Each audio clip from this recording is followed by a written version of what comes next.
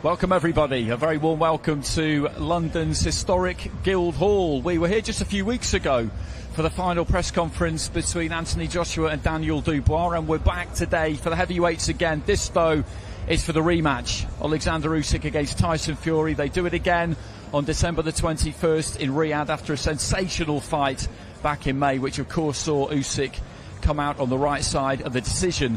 We've got the press conference split into two, the undercard first. Most of the undercard fighters are here, not all, and then we'll have a little break, and then we'll go into the main event. And joining me for it is Matt Macklin and Fabio Wardley. Hello. Fresh from a sensational performance in his last fight against Fraser Clark, and I kind of felt like you might sneak onto the undercard for this one, to be honest. I mean, you could always, for the press conference, for the undercard, just go up there and sit down anyway, even though there's not a place name for you. But it must have been a great couple of weeks.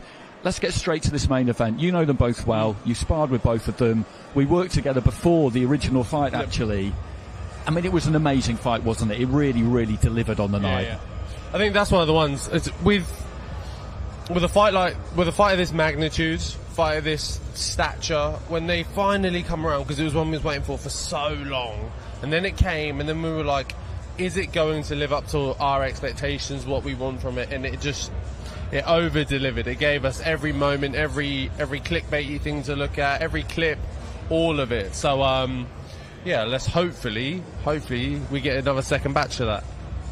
And Matt, it was such a good fight to watch, and it toed and froed, and that was what made it so good. The momentum shifted a number of times, and Fury since has come out and basically said that he feels the issue that he had was that he had Usyk where he wanted him, and he let him off the hook. That's the story that he's using going into the second one. Yeah, I'm not sure I agree with that. I do think that early on he conceded too much ground and allowed Usyk to get ahead. You know, he elected to box, which I thought was a mistake. He kind of gave away the first three rounds, in my opinion, and he allowed Usyk to get on the front foot and dictate terms. I think in the rematch, I would imagine Fury won't do that. I think he'll look to take centre of the ring and look to back Usyk up and take the play away from him. Because, you know, it was a close fight. I had Usyk winning it, but those first three rounds, you know, for me, that's probably where the fight was won and lost. I thought Fury put himself on the back foot. Usyk got it. He did come back into it, don't get me wrong, sort of 4, 5, 6. But then, you know, that probably took a lot out of him to get those rounds. And then Usyk, you know, kind of turned it again. And by round 9, I think it was when he dropped him, you know, like Usyk's used to fighting at that pace in them type of fights. That really, I don't know, I thought he played into Usyk's hands a little bit with those tactics. It's quite a difficult question for you, actually. I was going to say, how do you think that he will respond to losing for the first time, Fury? It's not happened to you yet. Yeah. And his view, Tyson, he will maintain that I didn't get the decision. It wasn't a defeat, though. It's an L on the record, but I just didn't get the decision. But it is a new experience, because that's what's been transmitted around the world, which is no matter what he thinks, that Oleksandr Usyk beat him. Yeah. Do you feel he's the kind of guy who's going to use that? Yeah, look, the only thing that really matters is what it says on the record, and it says that he took a loss that night. And like you say, I can't speak from a point of someone who's taken a loss and how that feels, but I definitely know how it feels to think you have won and obviously had a draw, which to me, boxers, competitors, feels like a loss regardless anyway.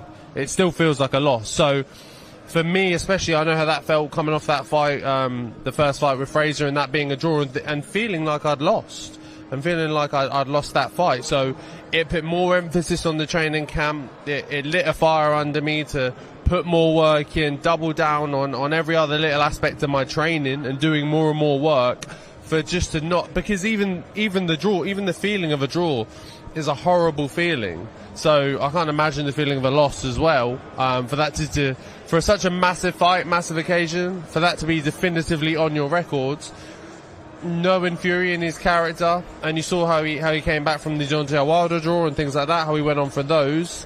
I think he's got it in him, especially to come back stronger. Also, the John McDermott fight, remember, that was a fight that was close, and then the rematch, Fury made the adjustment. So he got, you know, historically, he's been good in rematches. He's good at looking at his performance and making the changes he needs to do a better performance in the rematch. Well, that top table is just filling up behind us. We've got the undercard press conference first, then a little break, and then the top of the bill. What about Usyk, though, Matt? Because when you lose, you have to look at what you need to do differently, or what you didn't do as well as you might have. When you win, even when it's close like that, there is a tendency maybe not to look quite so much at what you did and feel like you just need to do the same thing again. They're not exactly a team who aren't going to analyse a performance just because they won, but at the same time, mentally for Usyk, it's maybe not quite as straightforward as people think, because, yeah, you did win the first one, but you've still got to look to try and improve. Yeah, well, the onus is on Fury to make the adjustments, because what Usyk did worked for him. You know, that said, he's a very clever fighter, and he knows that Fury's a clever fighter, and he knows that Fury will be trying to do things differently. He'll also look at the Fury rematch, the trilogy he had with Wilder. You know what I mean? He knows Fury can adapt and adjust, so he'll be trying to guess what Fury's going to do differently, and they'll want to make sure they've got that covered. I mean, how do you feel like Usyk will approach the second fight? Well, we hear from both of them today that, listen, it's just another fight. The first time around, it was the same thing. You know, it's just another fight. The ring is the same. You build up the same. You prepare the same. You control the controllables, and then the bell goes, and you just do the best you can. You know, I don't feel like we're necessarily going to hear too much different. It's never true. It's never just another fight. It's never, just another time stepping in the ring. As much as I say it, any other boxer may say it, it's never just another fight. There's always more to it, more on the line. You might put more pressure on yourself. You might feel more outside pressure. However, but like you touched on with Usyk and his team, they're not, the team is not a slouch. They're probably one of the most analytical teams in boxing. They assess detail after detail after detail. And there'll be a lot in that first fight that they weren't happy with. And they'll make the adjustments as well. You don't get to the peak of boxing without, one, being able to adapt on things that have already happened, and two, being able to adapt in the ring on the night as well. Because we saw that in the first fight. Both fighters made adaptations. The first few rounds went to Usyk, he took control. Fury took them back a bit, then it ebbed and flowed back the other way. So I think both fighters are very capable of making adjustments. Again, it's just very much a case of who can really stamp their mark on the night. And Matt, what always really interests me about these absolutely top level fights is that we got the same script from Beterbiev and Bivol a few weeks ago as we got from Tyson and Oleksandr in the first fight, which is that when you ask them for a prediction, they almost kind of laugh and just say, listen, at this level, we don't even know what's going to happen when the bell goes. I could sit here and tell you all sorts of stuff, but the bell will go, I will do what I'm trying to do, so will he. We'll both try and adapt to things we're not really expecting, and whatever happens, happens. It's kind of weirdly fatalistic in a way. I think sometimes people find it a bit surprising. Yeah, I can tell you what I'm going to try and do. Tell you what I've got planned, you know, but I mean? If it comes off or not, it's a different story. Yeah, well, he's got another plan, and then there's what's going to happen. So, look, everyone's... Even tactics, that's why you need a couple of game plans up your sleeve, because, yeah, you've got how plan A, this is what you would like to happen, but that depends on him as well, you know. So, look, Usyk's team, like Fabio said, they're very analytical. They'll have absolutely dissected their performance. They'll have dissected his performance. They'll be thinking, well, if I was training Fury, what would I advise, what way would I approach the fight against you? And then, you know, then you think, are they capable of doing that? There's a million ways you could throw it up, and they'll have covered every possible outcome in their game plan going forward. So it's who prepares best, and then it's also who can execute the game plan. That's the key. Okay, so I think we are nearly there, because Frank Warren is just about to take a seat. He's just giving Dennis McCann a quick hug. There's some really good fights on the undercard. Dennis McCann against Peter McGrail is absolutely one of them. European, British and Commonwealth titles. There's a couple of other fights at heavyweight as well. The two fighters who aren't here, Suhai Bohachuk and Israel Madrimov, aren't here, but everybody else is. Thomas Treiber is just sliding into position as well. So I think once Frank has taken his seat, we're probably not too far away. We've also got Johnny Fisher against David Allen. Moses Itauma is out on the card. Big step up for him against Dempsey McKean. He's only lost one fight against Filip Hrgovic, and people are talking amazingly now about how that's a development fight, but it's a big fight. Okay, here's Thomas Treiber. To the press conference for Reignited Usyk Fury 2, a great night of World Championship Boxing to be held on Saturday, December 21st from the Kingdom Arena in Riyadh, Kingdom of Saudi Arabia. We would first like to thank the Kingdom of Saudi Arabia and the custodian of the two holy mosques, King Salman bin Abdulaziz Al Saud, His Royal Highness the Crown Prince Mohammed bin Salman, and His Excellency, Chairman of the General Entertainment Authority, Jia, Turkey Al-Sheikh. It is being brought to you by Riyadh Season and the General Entertainment Authority, Jia, with Frank Warren for Queensberry Promotions, Eddie Hearn for Matchroom Boxing, Bob Aram for Top Rank Incorporated, Gold Star Promotions, Gypsy King, K2 Promotions, and Sella, along with their great sponsors: Saudi Tourism Authority, Saudi National Bank, STC, Dr. Suleiman El Habib Medical Group, Saudi Airlines, New Muraba Development Company, Tawuniya, Lucid Motors, and Al Tanfidi. A big thanks to those sponsors.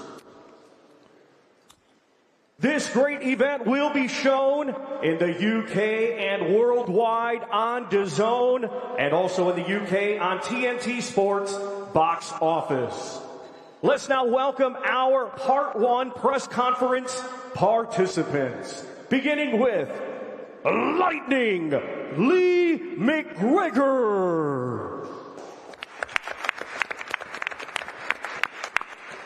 Isaac Westgate Warrior Lowe, Peter McGrail, Dennis the Menace McCann,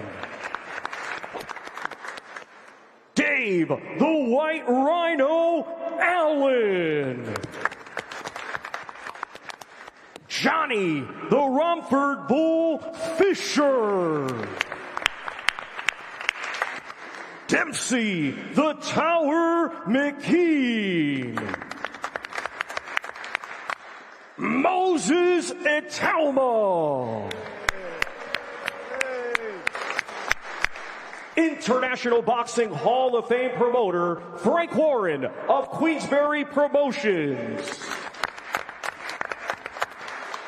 Mr. Eddie Hearn of Matchroom Boxing. And now, here is your host, Mr. Dev Sani. Wow. Thank you, Thomas Schreiber.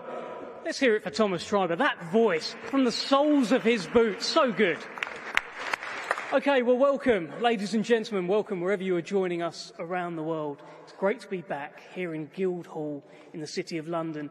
Those of you who are here, those of you that will remember, we were here for the Joshua Dubois press conference. What a fight, what a night that turned out to be.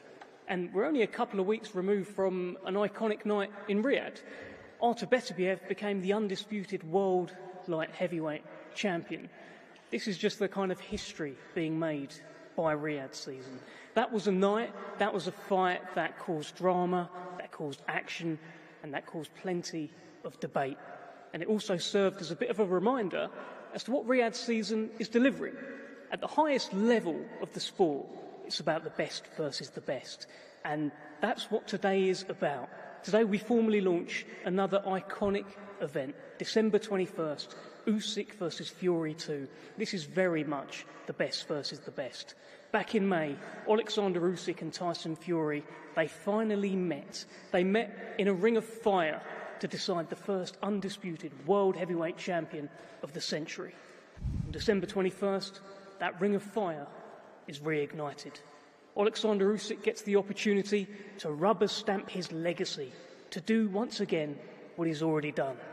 Tyson Fury gets the opportunity at redemption, and also to become a three-time world heavyweight champion.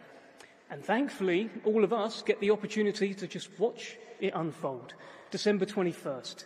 Have a look at this top table here as well. I mean, it's what we expect from these Riyadh Season events. It's just banger after banger. So many fantastic undercard fights. Fighters with points to prove, statements to make, and some fighters who may well be the future of this sport. I want to open up by bringing in Hall of Fame boxing promoter Frank Warren. Frank, we'll speak about the main event in the part 2, but the undercard, you're sat next to what many are calling the future of the division. It's a brilliant undercard. Talk to us about it. Well, it is, as you say, it's a brilliant undercard, and we've got the WBO World Youth Champion in Moses, who's done everything, and I mean everything that's been asked of him up to us yet. One of the most exciting young fighters I've ever been involved with, still a teenager. And this is a big step up for him, a massive step up. You know, his last fight, he stopped walking 2 rounds, and with Dempsey, he lost to Hrgovic, I think it was the last fight, over 12 rounds. And we all see Hrgovic in his last loss, or his first loss, I should say, against Daniel Dubois, which was for the interim world title. And you see how dangerous Hrgovic was, but he went 12 rounds. We got to the 12th round with him. So this is a big step up for Moses. But we got confidence in him, we believe in him, and we believe that he, in time, will be the future of heavyweight boxing. Thank you, Frank. Let's bring in Eddie Hearn. Eddie, this, again, the sort of undercard that we expect from these Riyadh season events. Plenty of interest from your side as well, with, of course, Peter McGrail taking on Dennis McCann and Johnny Fisher against Dave Allen. So much to talk about. Talk to us about it. Thanks, Dev. Yeah, I mean, I think that even if we had no fighters on this card, we'd be there, because what we saw first time around was just one of the best fights I've ever seen live between Tyson Fury and Oleksandr Usyk. Really blessed and thankful to be given opportunities for our fighters on this card. And when you look at the 3 Matchroom guys on the card, I mean, Not Here Today, for me, is one of the best fights in the 154-pound division. Israel Madrimov against Sergey Bokacic, 2 guys that could have got the nod in their last fight against Terence Crawford and Virgil Ortiz, jumped straight in with each other. It's an incredible matchup. Johnny Fisher, you know, you talk about Moses Itauma, that's an outstanding talent. For me, those 2 guys there are the future of the heavyweight division in this country. Johnny Fisher, the biggest ticket seller in the country outside of Anthony Joshua and Tyson Fury right now. He's got a great fight against the ever-popular Dave Allen. It's a really tough fight and a good step up. And for me, one of the best fights that can be made in British boxing, which is Peter McGrail against Dennis McCann. You know, the number 1, number 2 super bantamweights in the country, both world-class fighters fighting for the British and European titles. And I think this is exactly what we need to see in the sport. The opportunity that I think both guys on this platform have to take, and we're the benefactors of that, seeing these great matchups. And I just want to say as well, I want to make sure that everybody and every fight fan tries to get themselves to Riyadh on December 21st. You know, we were there a couple of weeks ago for Bivol against Beterbiev. This place is incredible. I actually went last weekend to watch the tennis, to see the opening of the snooker academy there. The 167 Snooker Masters is on the same week as Fury Usyk. When people talk about the lack of you know, the atmosphere in Riyadh, if you would have seen the tennis last week, if you would have seen the snooker, if you would have seen Fury Usyk, the atmosphere is brilliant. And last time for Fury Usyk, the weigh-in, the press conference, the fight was electric. So we're all going to be working hard with Queensberry and Gold Star to make sure that it's accessible for UK fight fans. Johnny Fisher's going to be bringing out a huge army just on his own. But honestly, you have to come and experience this place. It's incredible. There's so much happening there. And let's create a night to remember for what is, I think, the biggest night of boxing in 2024 on December 21st. Thank you very much, Eddie. Let's start speaking to the fighters. Lee McGregor against Isaac Lowe in the featherweight division. This is a fight that has been bubbling away. It's been on, it's been off, but now it's very much on. And I'd like to start with Lee McGregor here. And Lee, I heard you talk about this is the sort of night that you live for. This is everything, right? Huge stage, chance to finally put this rivalry with Isaac Lowe to bed. Yeah, no, for sure, Dev. As you say, it's been bubbling for a long time. We were due to fight in December last year. Unfortunately, Al got injured. We rescheduled the date for early this year. For whatever reason, the fight never happened. Fortunately for the both of us, it's landed on this huge event, one of the biggest events that the world is going to see. So I'm just absolutely buzzing and ready to make a statement. I watched your kind of digital face-off with Isaac Lowe from last year when this fight was first scheduled. All seemed pretty friendly, pretty amicable. And then I checked Twitter, and more recently there's things about Isaac Lowe saying he's going to put you to sleep and retire you. What's happened? What's gone wrong, Lee? I don't know, honestly. This is what I mean. You don't know what you're getting with Isaac. So we'll see. December the 21st, the talking stops. It's just me and him in the ring. There's no entourage. There's no Tyson. There's nobody. It's just me and Isaac, and the best man will win. And I firmly believe that'll be me. Well, let's bring in the Westgate Warrior, Isaac Lowe. How do we do, people? We're doing well. I'm doing well. I think the people are doing well, and we'll be doing very well when we see you on December 21st against Lee McGregor. It's a fight that you have wanted for some time. Tell us your thoughts heading into it. Yeah, like Lisa just said there, it's been coming off for 12 months now, and we're finally going to settle the dust on December the 21st. I'm looking forward to it. It's a fight what we picked. We've got a few names got mentioned to Spencer, and we picked on. We wanted Lee. We wanted Lee from last year with him pulling out. Obviously, he had an injury problem, but it's been 12 months in the making now, and I think I need to make a big statement in this fight, and I think Lee's the right person to do it again. So, yeah, just make sure you don't have no more injuries and just turn up on December the 21st. Don't you worry. Don't you worry. Don't worry, son. You should get down on your knees and suck my balls, so I'll give you the biggest chance in boxing. Apologies for... Sorry about that. Let's try and keep it clean, please, fellas. Isaac, let me just ask you this. There was a comment from Lee McGregor, again on Twitter, where he talked about, if you want me to beat you up on your mate's undercard, I will gladly beat you up on that. That's, I guess, what he has the opportunity to do, but you've got to make sure that doesn't happen. Yeah, if he beats me up, he beats me up. I'm going to try and beat him up. So the good thing is we're going to go on. The winner of this fight is the fans. Whoever knows boxing knows me and Lee's style. We're going to go there, and he's going to punch the shit out of me, and I'm going to punch the shit out of him, and obviously there's got to be a winner. The good thing is we're going to get paid for it. I'm going to go back home to our family safe and well, and that's the most important thing. But there's only one winner, and there's only one outcome of this fight, and it goes however I want to go. Outbox him, stop him. So depends what mood I'm in. Well, okay, apologies again for the language. Sorry, ladies and gentlemen, anyone offended by a few stray words here and there. Lee McGregor, let me just get the final word from you on this fight. How's it going to go? What's going to happen? What's the plan December 21st? Well, do you know what? Isaac has proved himself. He's proved that he is a good fighter. You know, he's only lost at the top level twice. Both world champions, Nick Ball and Lopez. So I do feel like I'm going to go in here and make a statement and win this well and convincingly, however it may be. Just don't take a backward step now when it comes to it. Don't back off. Stand and fight. Well, this is the thing, Dave. I can win this fight any way I want. You know, people forget my amateur background. I've fought for GB. I've travelled the world.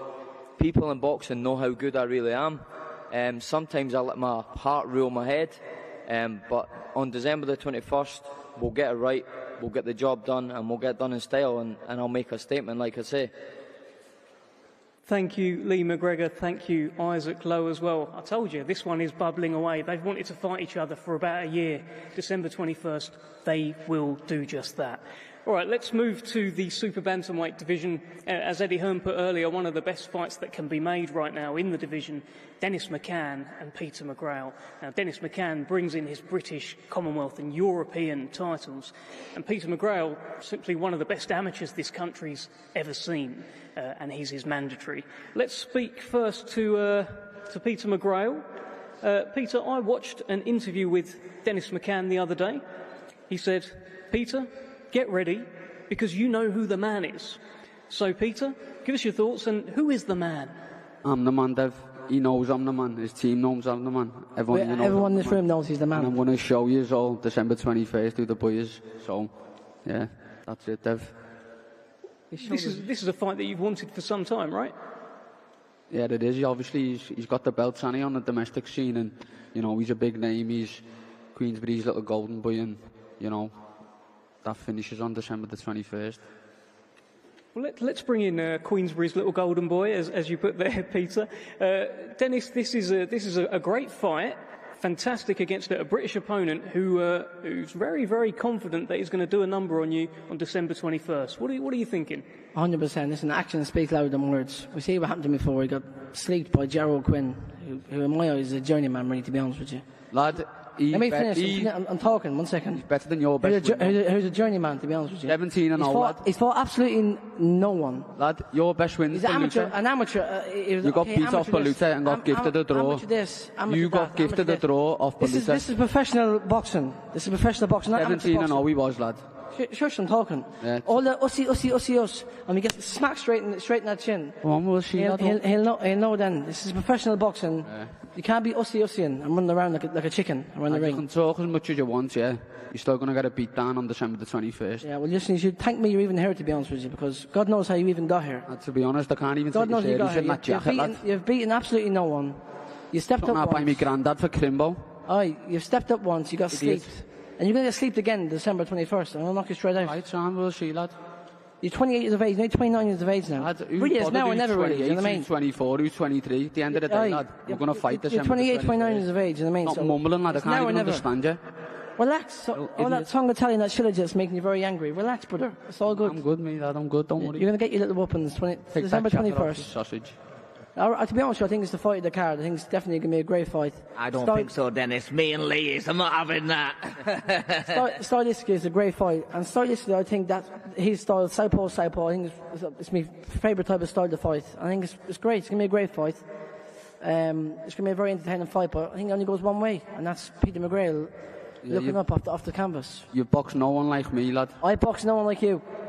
Give your head a wobble, brother, please. You box no one like me. Give yourself a few slaps in the face and wake yourself up. You box no one like me. Who have you beat? December the 21st. Who, brother? Who have you beat? Brad Foster didn't win a fight in 4 years. I'm going to beat you December. Mark Leach was fresh out the pub 2 weeks before the fight. Who have you beat? I'm going to beat you December, lad. Okay, fellas. You beat lad Baluta. You got gifted a win. You got gifted a draw. And then you knocked... Baluta barely survived the 12 rounds. You got gifted a draw and then you couldn't even get him out of there. Put me in with Baluta, lad. He wouldn't last a few rounds. You're fighting for my belts. Your belt, you can bring that back with you to Liverpool, to be honest. I'm for your belt, lad. That belt is not with a flag to me. I wouldn't even wear that around my waist. You can keep that, to be honest with you. I've achieved more than you have, a 22-year-old, than you have in your whole career. Okay, I'm just going to come in there. Thank you. Dennis and Peter, between you've covered all of my questions. So we're going to move things on, Frank. And you're missing an important thing. It's Queensbury v Matchroom again. So there's a lot at stake. So you can't let us down. Don't worry, man. I won't let you down. I ain't let you down before. That's what this is all about. We've got to win this one. This is a big fight. A lot on the line, boys. Great fight. Brilliant fight. Super bantamweight division, British, Commonwealth and European titles on the line. Dennis McCann. And still. Peter McGrail. I'm sure Dennis McCann and still. And we've heard and the new. Let's move things on to the heavyweights. To the heavyweight division. We've got a couple of absolutely brilliant fights here. Two of the most popular British heavyweights of the last few years, Johnny Fisher and Dave Allen, will now clash. They've flirted about fighting for a little while, and now it's finally going to happen. And I'm going to start with Dave Allen. Great to see you back, Dave. And this is a fight that I understand you knew would happen one day. Yeah, first of all, just want to say how grateful I am to be on this show. Many times over the last even 10 years, didn't think I'd be involved in big fights ever. So to be back in on a stage like this, I'm very grateful and thankful to everyone involved. Secondly, me and Johnny are on very good terms. There'll be no back and forth with us. This will be a bit of a quieter one. But yeah, I always knew it would happen. The last few years, I was the first pro he sparred. And from that day, I knew that I'd do really well. We've kept in touch, and the last 12, 18 months he started to improve, get some good wins, and the trajectory that he was on, and the trajectory that I've been on, I knew that we'd meet somewhere in the middle. So it's a fight I wouldn't have taken if I didn't think I could win. It depends how good Johnny Fisher is. Like being completely honest, if he is really, really, really good, I'm probably in trouble. But if he's not, I'm just the guy to beat him. So. I'm looking forward to it, and may the best man win. Well, let's bring in the Romford Bull, Johnny Fisher. Great to see you. If you're really, really, really, really good, Dave Allen's in trouble. So how good are you? Well, first of all, good afternoon, everyone. It's an honour and a privilege to be here, and these are the nights you dream of as a kid to be on shows like this, so I'm very thankful as well as Dave is. And I don't know if I'm really good, but I'm all right, and I can punch, and I train hard, and I'm fit, and I'm strong. And I've got to be all them things to beat Dave Allen. I know what it's like sparring with Dave Allen. We sparred 5 years ago when I was 19, 20 years old. And he gave me a bit of a pasting, if I'm being honest, but I knew that day when I walked out of that gym, I've got the minerals of what it takes to be a heavyweight boxer. And I've learnt a lot in that time with Mark Tibbs, Jimmy Tibbs, Sonny Cannon in the gym. And now it's about showing and expressing them skills. And if I'm not on it, and if I don't show what I'm about, Dave Allen's the sort of bloke who can get into the fight. He can wing them in. He's clever, he's cute. And I've got to be 100% on it. The pressure's on me in this fight. I know that. I say I've been more active, but Dave Allen's actually fought more rounds than me this year. I've fought a total of 1 round because I've had 2 first-round knockouts. So it's up to me to get about and set about Dave. He might be my mate, but when we come to the 21st of December, I'm going to give it 110%, and I'm sure he'll be doing the same. What are your advantages, Johnny? I'm fresher. I'm a 25-year-old young man. I can punch, and I've got a great corner. And boxing, you can have all them physical attributes. You can be fit and strong, but mentally in your head, that's the most important thing. And I think I'm made of strong stuff, and I'm waiting for that day to prove it. And if Dave's up for it, and if he's on it, I think he'll have to try and bring that out of me. So I'm prepared for any eventuality in this fight. That's my strength. Well, Dave Allen, I understand this fight's been presented before. You might have mentioned it there, and you waited because you wanted to be ready. So what makes this version of Dave Allen ready, not just to come and give it a go and give us all a good show, but to actually beat Johnny Fisher, to upset Eddie Hearn? Yeah, this is my last chance, really. I've said that about 8 times, but I think this actually might be the last one. Yeah, I'm stubborn, you know, that's what I am, really. There's nothing really special about me at all. I'm not fast, I don't punch that hard, but I'm just stubborn, really. I've been around forever. I've sparred everyone, I've boxed everyone. I'm just stubborn, yeah. So, like, from round 1 to 10, I'm going to be there. So, yeah, as I said before, like, it really depends on how good he is. If he's the real deal, like I said, I'm in trouble. If he's not, I will beat him. I've proven that in the past. And, of course, it is my last chance. I've been guilty in the past of probably not putting 100% in, but I know this is the one. It's like when I boxed David Price. You know, I was the young kid coming through, and you know, and now I guess I'm in the last chance saloon. And realistically, really, this was the most winnable fight out of all of the fights I could have had.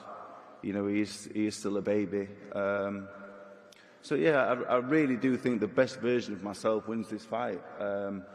I've got to train hard, and I've got to get a bed the right side that day. But if I do that, I have no doubts at all that I win this fight. So yeah, I really genuinely have no doubts at all. I know how good I can be. I just hope that I've not missed the boat, really, in terms of taking it serious. But having 2 kids, it's really switched me on. So I'm really looking forward to it, and I want to give it my best. Thank you, Dave. Final one to you, Johnny. Looking forward to a big Chinese in Riyadh? 100%. I hope everyone's there. We're going to get some sweet and sour chicken balls in. We'll get some crispy aromatic duck. But aside from that, Dave is a mate, really. I'm on good terms with him. But when that bell goes, I'm going to give it 110%. And he's fighting, as he said, for his kids, for his family. I don't have any kids of myself, but I've got a family at home, and I'm fighting every time I get in that ring to give them a better life. So I've got just as much motivation as anyone else on this table.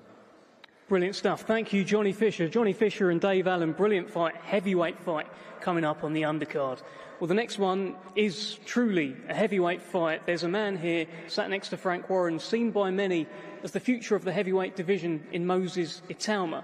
But he takes on Dempsey McKean, who is by far, on paper, the toughest test of his career, and very much has his own ambitions to become a world champion. Let's begin with Dempsey McKean. Moses has been calling you out. He's been calling your name for a little while. Why do you think he's been doing that?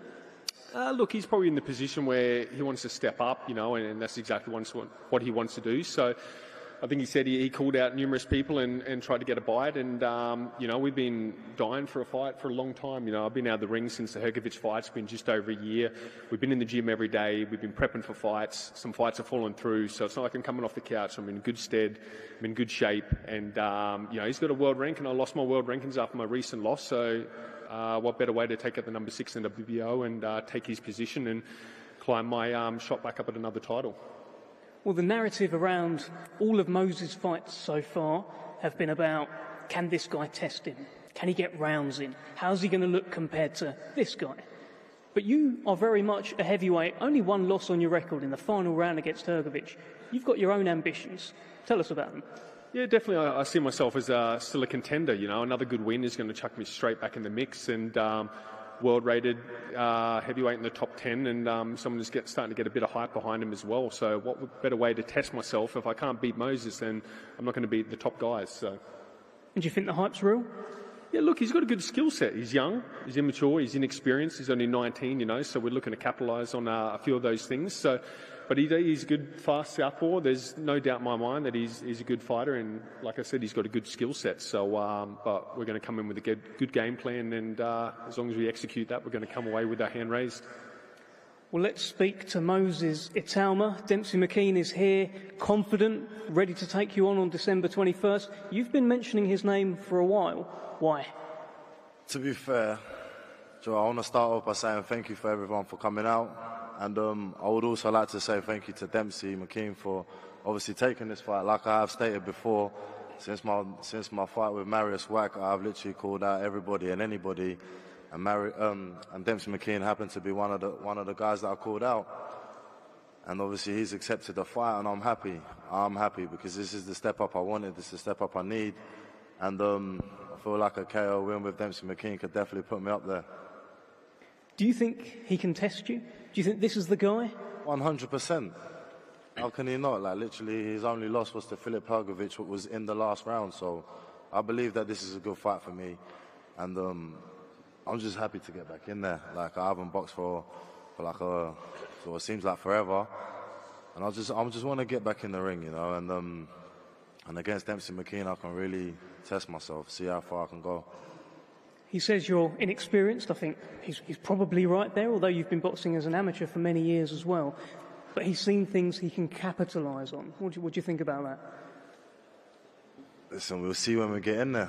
Like, obviously, a lot of people do think that.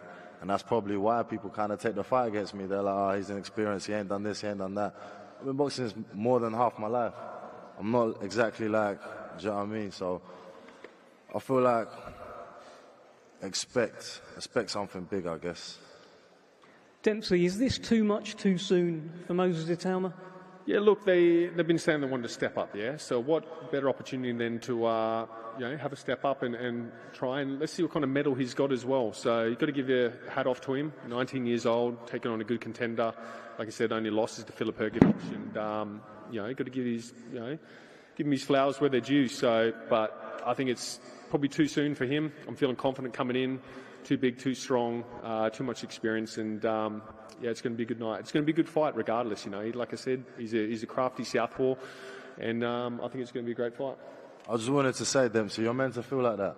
You are meant to feel like that. Listen, I don't want to fight you if you think that you're going to get in there and you're going to lose. I want you to have that attitude of, I'm going to go in there and I'm going to win. Of course. I'm not here like majority of the other opponents, just happy to come in and collect a paycheck, you know. I'm coming in with a full camp under my belt, good condition, training specifically for you as well.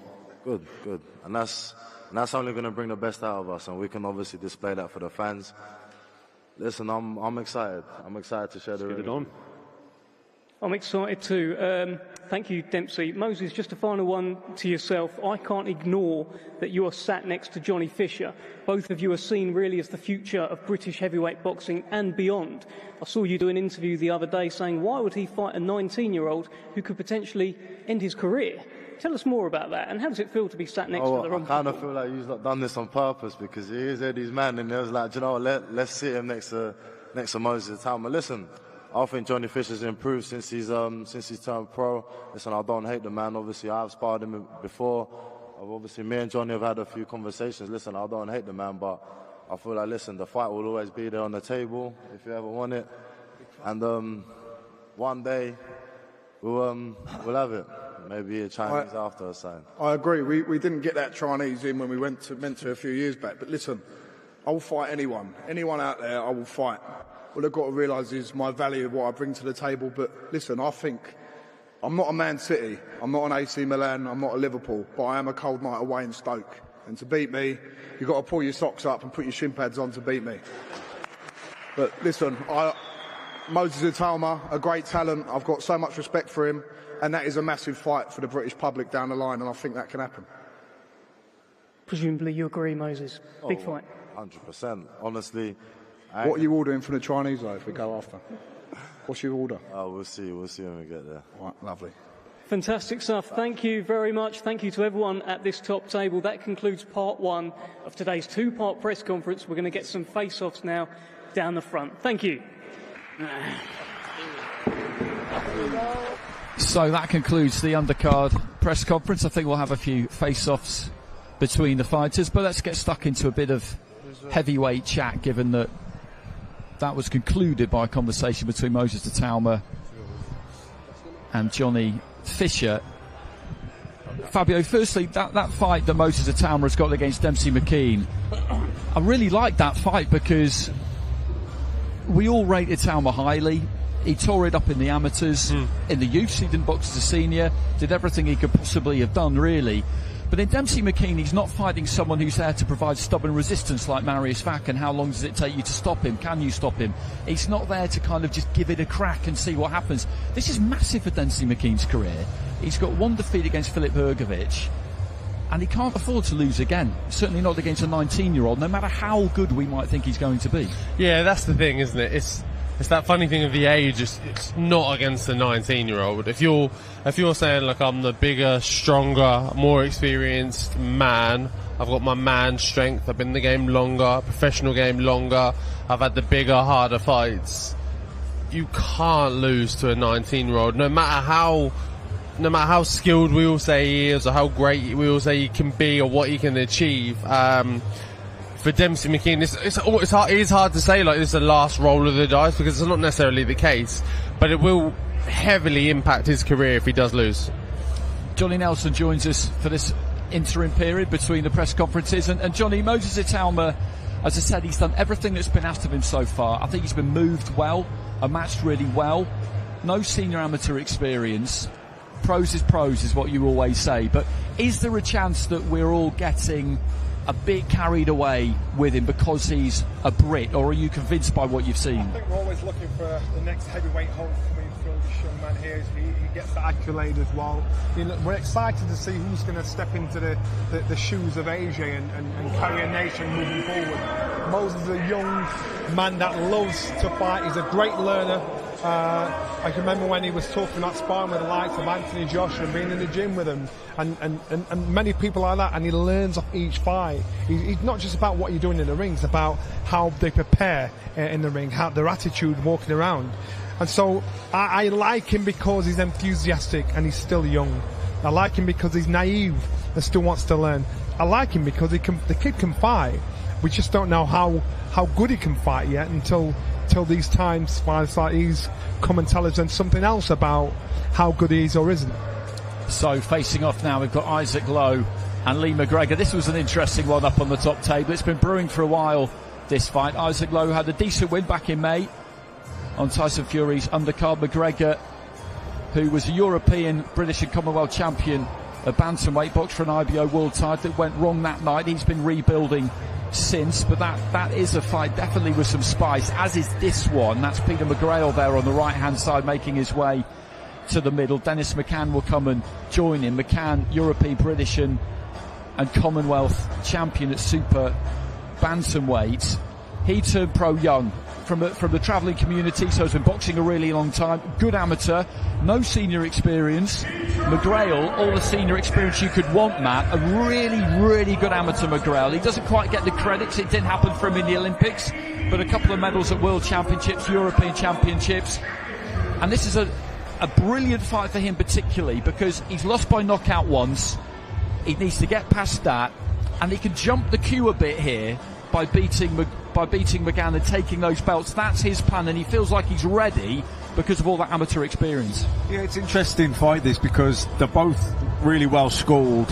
But McCann turned pro young, didn't he, 18, and has really sort of paid his dues as a professional, picking up titles, picking up that experience, picking up that seasoning, where McGrail's turned pro later, but he's got an extensive amateur career and pedigree behind him. So it's kind of like the guy who's come through the amateur system against the guy who's been, come through the pro system. So it's a good fight.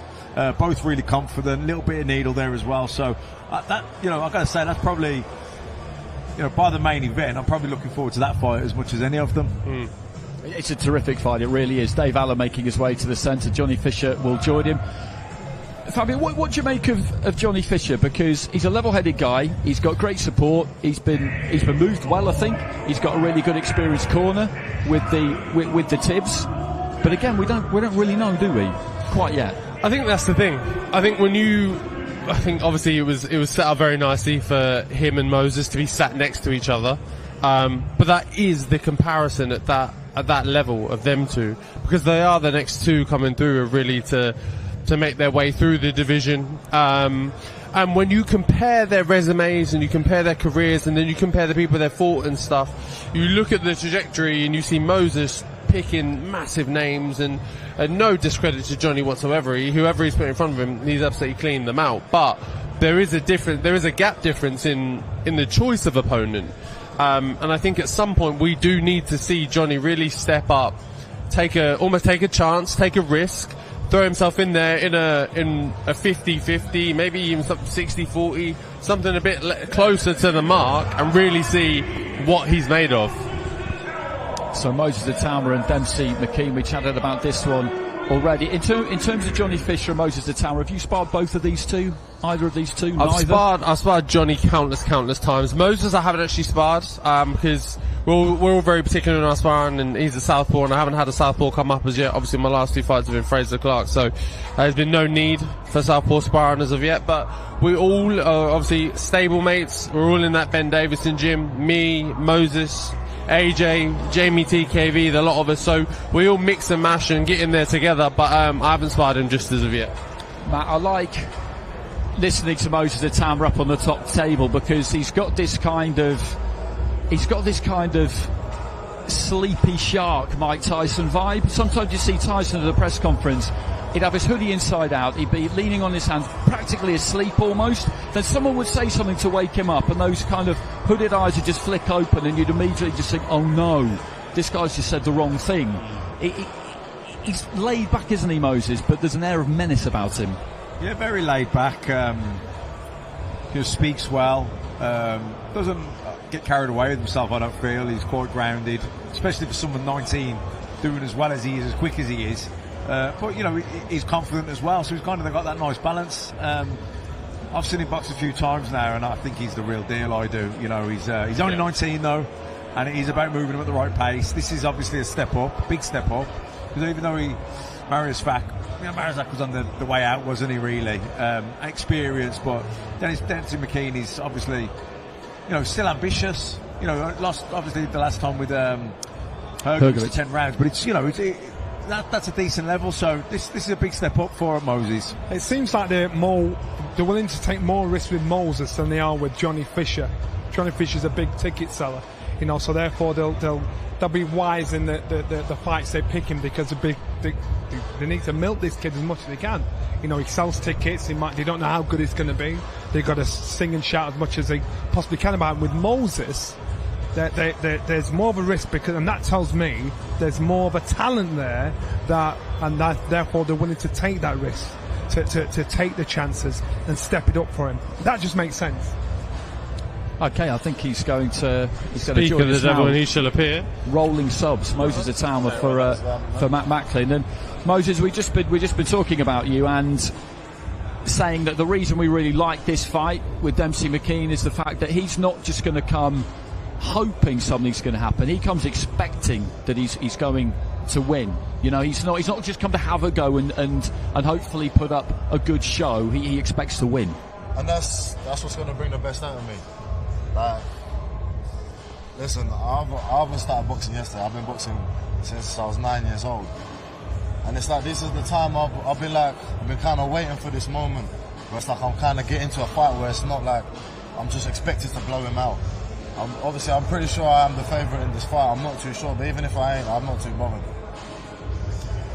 And in terms of what kind of particular problems he will pose. Do you watch your opponents much? Do you leave that to the team? Do you just wait and see what happens on the night and back yourself? Of course not. I don't just wait and see on the night. It's just expected. I didn't know we can do that. Do you know what I mean? Obviously, I will go in there and study, but at the same time, it's like I wouldn't overanalyze it because that's what my coach is to do. Like I had a little look on his highlights against Hrgović. I looked at some of his fights earlier, but I've never really studied into him too much. Like I said, it's the job for my coaches. Like, I know, being around you, stablemate around you and in the gym and stuff, but what is it about you that goes, give me a Joe Joyce, give me a Dempsey McKean, give me the... Because Johnny was saying just before you came up, the obvious comparisons between you and Johnny Fisher, and the trajectories and the different choices of opponents. What is it in you, about you, that goes, no, I want this guy, I want this name, I want this stature of opponent? It doesn't matter for me. Like, as you know, obviously you're in my stable. I know, I'm just saying for everyone else to hear. It's the hardest thing in the world to get me sparring. And like, when I have sparred the Dubois, the Joyces, the Joshuas, the Furies, like, if you would have seen some of the sparring session, you'd be like, yeah, now I know where the kid gets his confidence from. And like, obviously, I know that sparring and fighting is two different things, but it still kind of shows you where you're at skillfully. And listen, it's a step up. It's a step up. I'm happy. And the comparisons with Johnny Fisher, I just don't see it. Like, I've been boxing since I was a kid. He's only just started not too long ago. And he's a nice fella. I like the man. Well, like, listen, if we obviously do fight one day, then, do you know what I mean? I don't feel like is he on your radar? Because do you look back at him, or do you look alongside of you? I don't look back at him. I don't look alongside him. I don't look in front of him. He ain't even really in like my kind of. There's no disrespect to him. Yeah, I understand. But I don't really like look at him. Like, I'm more like, I'm not even fixated on any opponent really. I'm just kind of like looking at my own game and what I can improve on, and then who's the next victim. That's all. I'm not really too bothered about who's there. Do you know what I mean? I'm not trying to make trouble, but do you feel like you two will probably fight at some point? Well, it's a little bit hard because we've got the same trainer. At the moment. So unless Ben's going to do alternate corners, maybe we do odds and evens, flick a coin or something like that, it might be a bit difficult, but who knows in the future? Who knows in the future what may happen? Because obviously I'm a little bit older, a little bit further ahead, but he is storming forward with the opponents he's choosing, with his way up the rankings and things like that. So yeah, look, it's a possibility, but at the moment it's unlikely, and for a good beneficial reason on my part at least. I've just gone through enough of a big heavy war, not my last one, but the one before at least, so I'm not trying to get stuck into a big heavy war anytime soon. That was an excellent answer, I have to say. That was an excellent answer, very well handled. Logistical problems at the minute would make that fight difficult, but things change, you never know. Just before we let you go, the main event, those fighters will be up at the top table before too long. It was a sensational fight back in May, toed and froed, very close on the cards. I mean, firstly, how did you see it? Well, how would I score it? Or? Yeah. Do you know what? It's exactly how I scored the Ngannou Fury fight. It was like, when I was there, I thought that Fury won that fight. But when you watch it on TV and you kind of see all the angles, I feel like, do you know what I mean, there may be a different perspective to it. But listen, if Fury changes up the game plan, this rematch is in his favour because Usyk's won the fight. So in his mind, it's kind of like, I wouldn't change nothing because I won the fight. Whereas Fury, he can go back and he can analyse his performance and change X, Y, Z. So the fight is in Fury's favour, but it's just how much is he going to capitalise on his previous performance. When you look at the level of boxing that was going on in there, the standard that they both provided, how far away from it did you feel that you are currently, or do you feel that you're not? Well, how far am I away from that level? Yeah. I don't think I'm far away at all. Listen, to be fair, me and the lawyers are talking about it today. It's like, when I grew up here, obviously, you got this thing where it's like heavyweights, it's like, heavyweight boxing is like one sport. And then you got like all other sports, meaning it's like, you haven't got to be too skillful in the heavyweight division to win a world title, as long as you can crack. The thing is with me, I've not always been a heavyweight. When I learned how to box, I was little. Like when we went to the European Championships, I was a light heavyweight, so I kind of got the skill of the little guys. And then it's only when I got to maybe 14, 15, then I kind of blew up to a heavyweight. But I still got that skill level as a middleweight or whatnot, and I feel like that's what works in my favour. And not only that, I feel like, listen, I don't want to blunt, but I'm trumpet, but I feel like I can bang a little bit. I think the big difference is experience. So you'll get guys that'll spar at different levels in their professional career, but they'll be so close in talent, and the only thing they're slacking is experience, because Fighter B could beat Fighter A, but he's only had 3 or 4 fights. So what happens when he gets in against an opponent that's a different shape, a different size, a different kind of fighter? So it's experience that holds fighters back. Because I'm quite sure when you spar with AJ, when you spar with each other, it's competitive. So you wouldn't know there was such a massive level. So it's fight experience that makes all the difference down the line. And how about yourself? Because you've had a huge win against Fraser Clark, and we know that with Riyadh season, the winner stays on and the winner will get another opportunity. And where do you want to go next? Who would you want to fight next if you could choose? Me, I'm obviously waiting for this main event to happen, and then we start having and picking a plan from there. I think is the best route, because we all know how it's going to happen with the belts, and once they fragment, the mandatories are called, and I want to be in that prime position to be a mandatory or a final eliminator, a final eliminator or something like that. So it's not a name in particular, it's picking a route, and it's the people that are in my way to my end goal is the plan. And Johnny, with regard to the main event, it was a fantastic fight in May. We expect to have another really good fight again in December. We know that the IBF is now in Daniel Dubois' possession. That doesn't mean that the winner in December couldn't fight him, and then we'd have another fight for Undisputed. That could well happen. But at the same time, we do get the feeling that probably Fury and Usyk are coming towards the end. Is that how you see it? Because if it is, then after that, it's this would be a hell of a way to kind of go out, and then it'd be the land of opportunity. Or maybe we'd have to do it again if it was one each after 2. So when you're saying towards the end, they're not the Fury. I don't think is a fighter he was, but he still has enough in his tank to know where this. That's his choice, and Usyk's choice is dealt well if they choose to. It's not like the fight's being beaten out of him, so they can't get any higher. And this is a great match for the both of them. They've done it once. You've got to remember, when AJ and Usyk box, when AJ went into fighting the second time, they say, you know what, you try to outbox him, rough him up, get in there, get all over him. He tried to do that, which I think was AJ's best performance, and Usyk still understood the blueprint. Once he understood he could beat him once, he understood, right then, you've tried to beat me at my game, now I know I've got the speed, I've got the timing, I know how hard you can punch and how fit you are. The same thing's going to happen again with Fury and Usyk.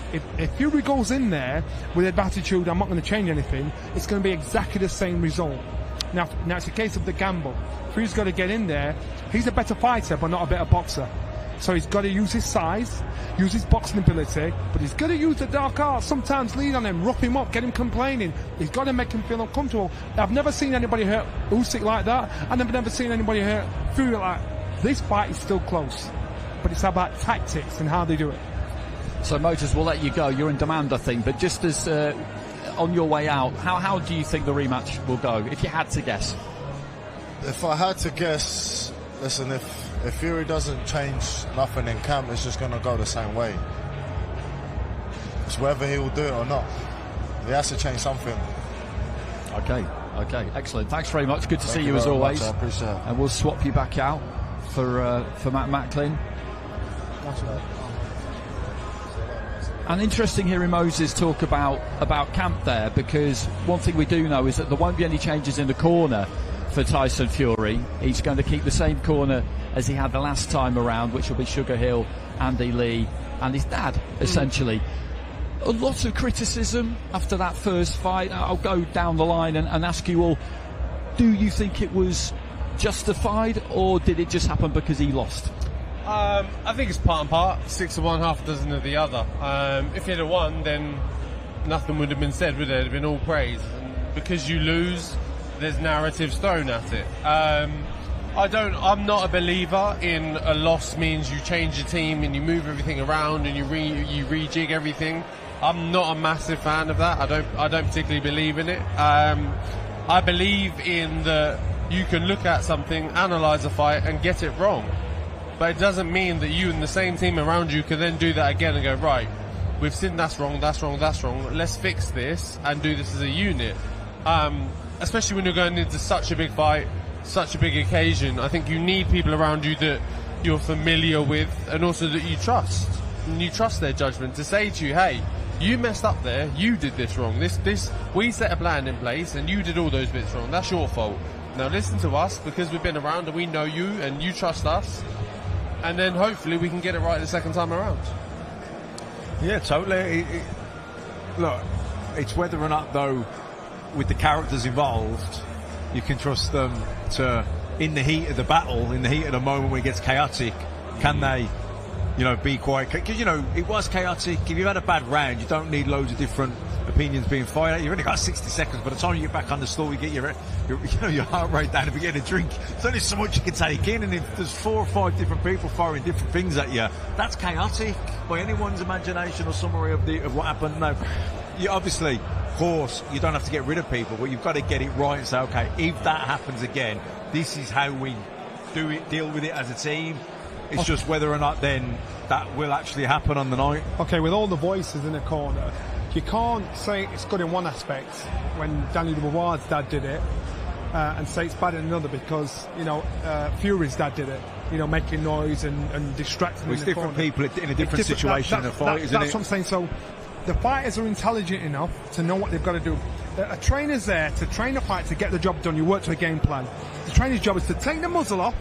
Once that bell goes, you get out there, get your job done. When you come, guide you back into what you use, that jab, use this, use what you work in the ring, and then. So it's your responsibility as the fighter to do your job. It's the trainer's responsibility just to guide you and tell. Because in training, the boss is the trainer. In the fight, the fighter is a boss. He's the one that calls, and when he comes back, he's looking for advice. What do I do next? Okay, that worked, that didn't work. And so you can't blame anything what's happening in the corner. Tyson Fury's a very clever, intelligent guy when it comes to boxing. He knows he knows the art. And so therefore, it's his job to make sure he chooses the right tactics, follows the right instincts, and when they come back, it's the corner's job to spot what he's doing wrong, what they've worked on. And it's his job to implement it once the bell goes again. Well, that top table, I wouldn't say it's filling up exactly. Brad Jacobs of Top Rank up there, of course. They co-promote Tyson Fury with Frank Warren. Eddie Hearn, the Matchroom up there too, all just having a quick chat. Tyson Fury backstage. These two have been here for a while this afternoon, doing plenty of interviews. We're a couple of months out from fight night, so they can get this out of the way, then go back to camp and train uninterrupted until they get to fight night. Just one last one on the whole corner thing, basically. If you agree to train Tyson Fury, you know that John comes as part of the package, don't you? Sugar Hill knew that, and so you need to find a way of coping with it, don't you? Because he's not going anywhere. Do you? Or do you say, as you're approached as a coach, and you say, look, this didn't work last time, and I, as your coach, I am the coach you've employed. You've employed me to do a job, and I don't feel I could do my job to the best of my abilities with your dad next to me shouting in my ear. I feel like that was affecting the fight. That takes a lot of courage, me. It does. Because if you're going to tell a son to tell his dad not to turn up, you're scared you're going to lose your job. Yeah, of course. Yeah. But you either you want to win the fight or you want to lose me as a coach. Which one is it? And if you value yourself in the role that you play, and you say, okay, but this is how I work. Yeah, I know. I know coaches that will do that. They will say, look, you train how I train you. I'm your coach. Don't ask me to do a job and then tell me how to do it. Yeah, exactly. Don't bring me in and go, right, you can do that bit, but everyone else is doing. No, my job is my job. In our game, it attracts those people where you think, I'm on a good crack here. I'll just keep my mouth shut and say anything. We know coaches that are out there that do that. We know people that do that. So it's a case of that person that's in that corner, that's working, he's got to think, this is my job. And he's got to be courageous enough to, if it doesn't work for him, he's got to be brave to say it and risk losing his job. But I think you have the evidence now as well, and you can go, look, that clearly did not work. We lost the fight.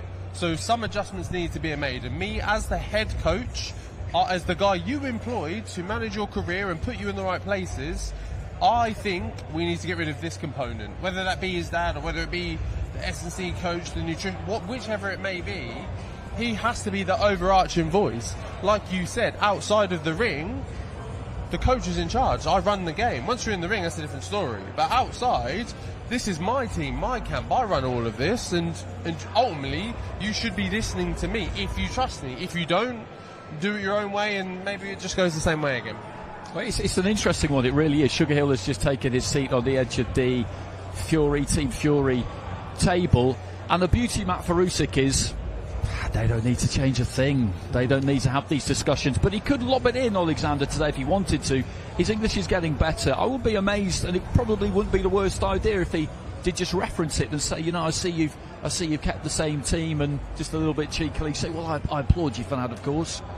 Probably. You know, you can poke him a little bit with it. Yeah, look, Usyk, you know, he won the fight, so the onus is on Fury to make the adjustments and change. That said, Usyk will know that Fury is going to make adjustments, so he'll be trying to, you know, make sure they're covered in any eventuality, what way tactically the fight plays out.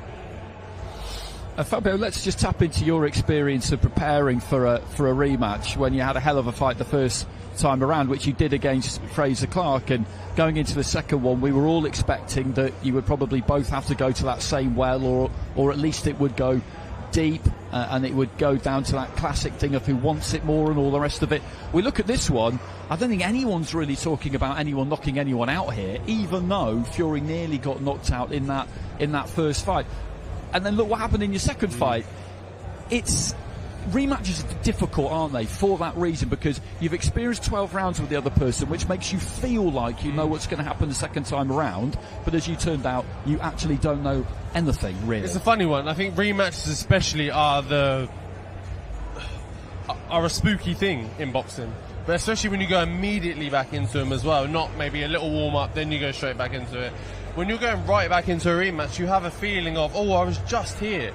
So I know his distance, I know his jab, I know where he's comfortable, I know where he's uncomfortable, but they've just spent the last 12, 15 odd weeks, however long, training to be different now, or be the same and make some slight adjustments. So it can be a funny one to have to go back into, because you have to plan for him to be the same but also be different, and it's a weird little mix of which side do you lean into more. But this then comes back to our same thing of them AAA level fighters being able to obviously make the adjustments in training, but also make the adjustments on the night as well. So having a plan A, B, C, D, and looking at it and going, right, plan A isn't working right now, let's go to plan C, let's try that out, see how that goes. Yeah, and Usyk's coach will be thinking, if I was training Tyson Fury for the rematch, what would I do? What adjustments would I make? You're trying to put yourself in their shoes, aren't you? So that you're covered. I wonder what Tyson Fury's attitude is going to be now. Remember the first fight, attitude, it was arrogance. It was, you're a little jumped up middleweight. Now he's been beat by that little jumped up middleweight. Will he be more humble? Yeah. So I want to see how he thinks here. It's an interesting point. London, England, the site of 600 years of history, and tonight, another moment in history. As Riyadh Season and the General Entertainment Authority, with Frank Warren for Queensberry Promotions, Bob Arum's Top Ranked Boxing, Gold Star Promotions, Gypsy King, K2 Promotions, and Stella will proudly present on December 21st, the rematch the world has been waiting for. And this is for the universally recognized heavyweight championship of the world. And it's all sponsored by Saudi Tourism Authority, Saudi National Bank, STC, Dr. Suleiman Al Habib Medical Group, New Muraba Development Company, Tahwania, Lucid Motors, and Al Tanfidi. Well, ladies and gentlemen, as always, our gratitude and special thanks to the Kingdom of Saudi Arabia, and thanks to the custodian of the two holy mosques, King Salman bin Abdulaziz Al Saud, His Royal Highness Prince Mohammed bin Salman, and the Chairman of the General Entertainment Authority, His Excellency Turki Al Sheikh. That's right. Seated on stage behind me, ladies and gentlemen, for this special press conference, Mr. Frank Warren for Queensberry Promotions. For Bob Arum's Top Rank Boxing, Chief Operating Officer, Mr. Brad Jacobs. Manager for Tyson Fury and Head of Gold Star Promotions, Spencer Brown. The Head of K2 Promotions, Alexander Krasiuk. And representing Oleksandr Usyk, his manager, Egis Klimas. And Usyk's head trainer, Sergey Lapin. And also on board for Matchroom Boxing, Eddie Hearn. Well, ladies and gentlemen, you've met the folks that are going to tell you more about this fight, but let's meet the challenger and champion, the stars of the show for the rematch. First the challenger, and then to the champion. To the stage first, his professional record, 34 victories, 24 wins by knockout, only one defeat with one draw. From the United Kingdom, the former lineal and two-time heavyweight champion of the world, the Gypsy King, Tyson Fury.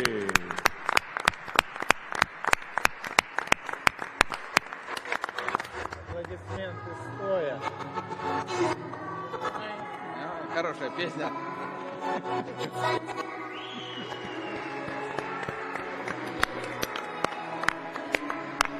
Two-time world champion, the challenger officially for this next one, the Gypsy King, Tyson Fury.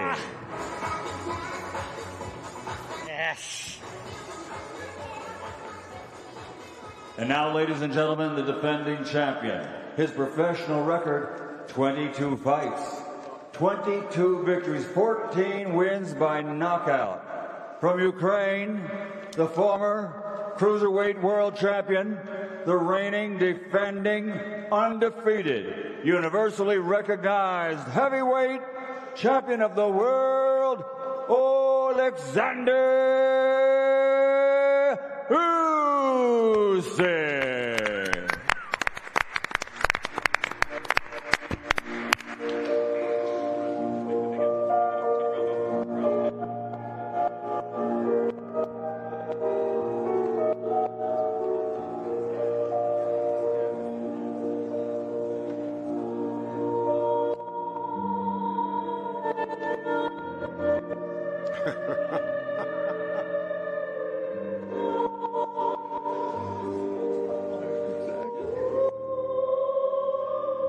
Here he is, the reigning and defending, universally recognized heavyweight world champion, Oleksandr Usyk. And at this time, ladies and gentlemen, please welcome our host, Mr. Dev Sani. Thank you, Michael Buffer. Let's hear it for Michael Buffer, by the way. Big fight feels when Michael Buffer is in town. We know it's about to go down. Okay, well, let's actually want to start this whole press conference. There's a lot of promoters, managers and trainers up here. I actually want to start by hearing from the challenger heading into December 21st. I want to hear from Tyson Fury. And Tyson, this is the first time in a long time you've been the hunter, not the hunted. First time in a long time you're the underdog, not the favourite. And first time ever you head into a fight with a loss on your record. Tell us what is going on in the mind of the Gypsy King. It's actually been about 4.5 years. Was the Wilder 2 fight last time I was the underdog in these fights. What's going through my mind? I'm just looking forward to a fantastic fight, you know. Last time in May it was a fantastic fight.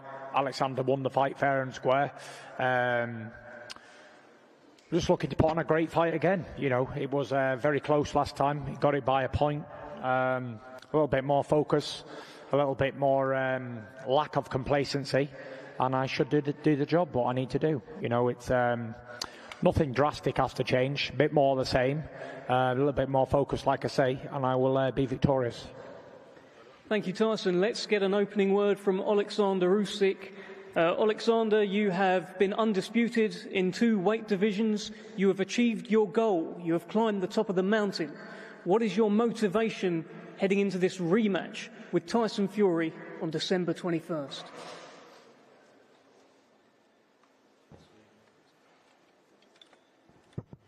Hi everybody, thank you so much. I'm happy to be here, here. What is my motivation? I don't have motivation. Only my regime, only my concentration. This is my motivation. Enough. Enough for now. Enough for now. We'll be coming back to you, Oleksandr. We'll be coming back to you as well, Tyson. Let's bring in Hall of Fame boxing promoter Frank Warren. And Frank, we were talking earlier, it's been about a year since this whole Riyadh season thing started with boxing. It's been absolutely incredible. What a fight coming up. What a year it's been. It's been an unbelievable. Last October was the first one, which was Tyson. He opened up the Riyadh season against Ngannou. Since then, we've had some brilliant nights. For me, the standout fight was these 2 guys. I mean, it was history. First time the 4 belts were on the line. You had 2 undefeated fighters going into the fight. It was a magnificent fight. Unbelievably top quality heavyweight bout. And the next one is going to be, I think, every bit as good, if not better, because they've been in the ring with each other. They've shared that ring. I know they've got respect for each other, and I know they'll be looking for clues to try and negate what they feel the other guy's best moves will be and so forth. But you know what? It's just going to be great. It's going to be great. And I believe in Tyson. I believed in him from day one. And I believe he can go and do this business in style. We've had great fights in the Riyadh season. We've had 67 boxers on the cards, 42 title fights, 14 world title bouts, 5 unified titles, and 2 undisputed, all in 12 months, as well as the Riyadh season events in Los Angeles and London. London was the biggest live gate in UK boxing history. And then what happened about this? They got His Excellency and Riyadh season got the promoters working together. They got the TV companies working together. Never been known. TNT, DAZN, Sky, all working together to continue to support the greatest sport in the world. The boxing landscape is in the best shape it's ever been in because of Riyadh season. And we've got on the 21st of December, the fight. It's going to be amazing. Thank you, Frank. Let's bring in Alex Krasik from Team Usyk. Alex, it was a great night for you in May. I did hear you say, however, that you feel the referee stole a knockout win from Oleksandr Usyk in the 9th round. Give us your thoughts heading into the rematch and your reflections on the first fight, please. Hello, London, the capital of boxing in the world. Dev, thanks for the question. I will not, unfortunately, answer it because it was in the past. Now, as Usyk used to say, we have the present and we are making the future in the present.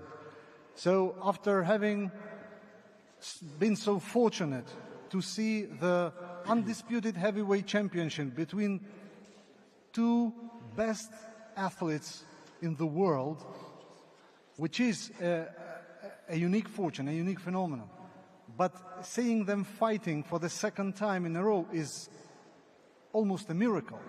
So thanks to His Excellency Turki Al-Sheikh for making fans' dreams come true. I wish both guys go through their respective training camps healthy, well prepared and ready to go, and let the best man win again. Thank you very much. God bless all of us. Thank you, Alex Krasik. Completely swerved the question. Let's bring in Brad Jacobs, very much in Team Tyson. Brad Jacobs, of course, from Top Rank. You were there to witness an incredible fight back in May. How are you feeling about this one, and how confident are you that your man Tyson Fury here will get the job done?